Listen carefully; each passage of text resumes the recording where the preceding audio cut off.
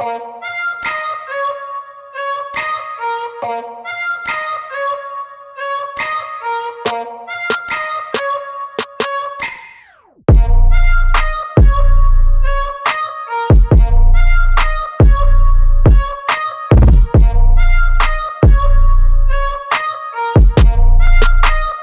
back to another episode with Unorthodox Grower.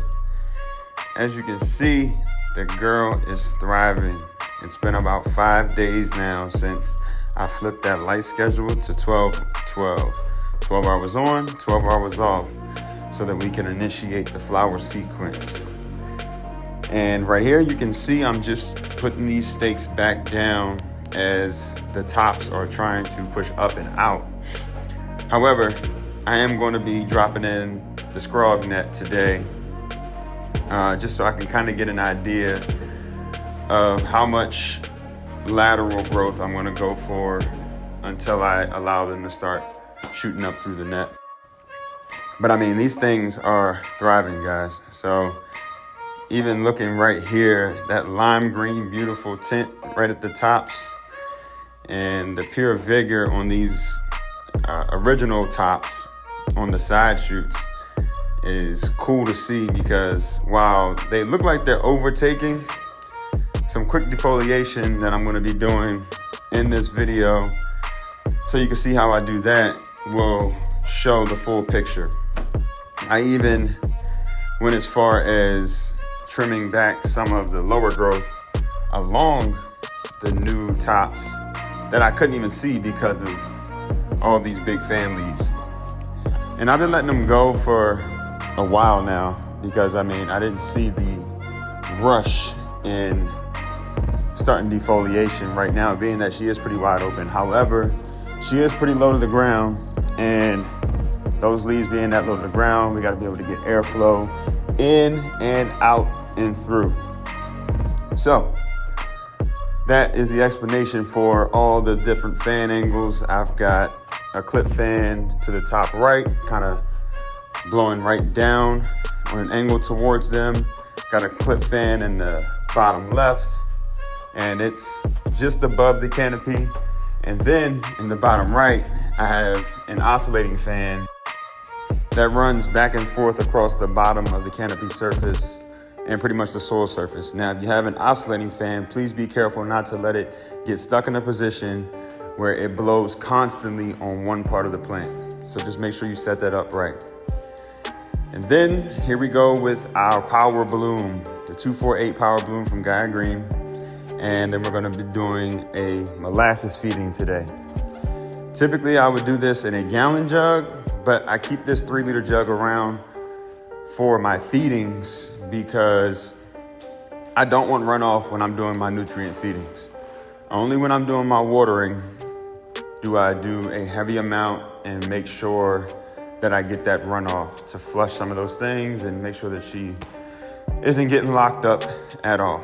And then after I fill her up with all of her nutrients from the molasses, the power bloom, simply do the lift test, and you can tell this thing is heavy when it's got plenty of saturation.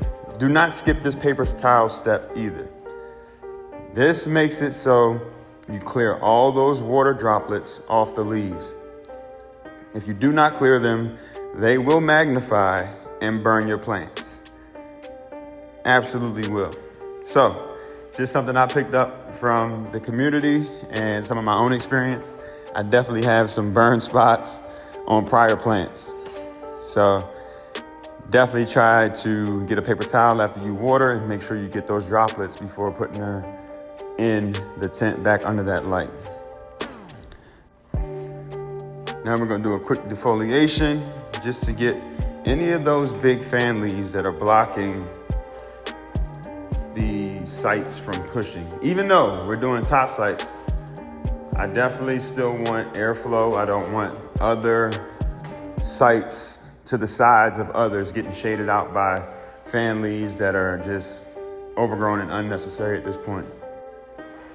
The other fan leaves I'm clipping are the ones that are basically under the canopy that were almost there from the start, and they're just in the dirt, doing nothing. They can't get light anymore. So it's time to go ahead and take those as well.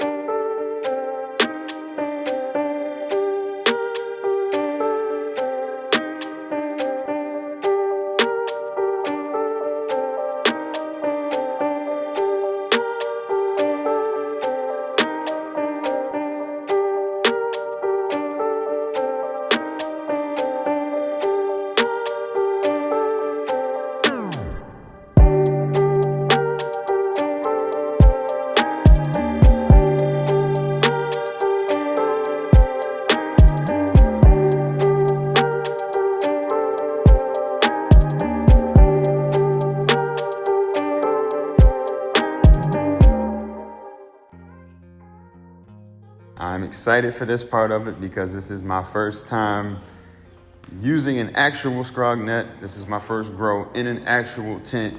So all of these things that y'all are seeing me do, the main line, the tent setup, the scrog net, all of these adjustments within a tent environment, all of this is brand new.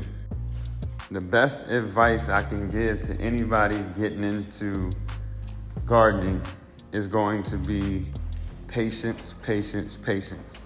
Especially if you plan on doing something like mainlining, where you basically are halting the progress of the plant while it recovers until you start seeing new growth again and things like that. Cannot force feed these things. They will tell you when they need it. And when they need it, they go get it when you give it to them, and you definitely see the results. Now I'm showing you guys the next day after the feeding. Look at how she's standing up. This is with the increased PPFD. The leaves are praying perfectly, lime green tops. She is beautiful right now. Over the next few days, I'm gonna let her do just a little bit more lateral growth before I start allowing her to weave up and through the scrog, and we actually start that training within the trellis of the net.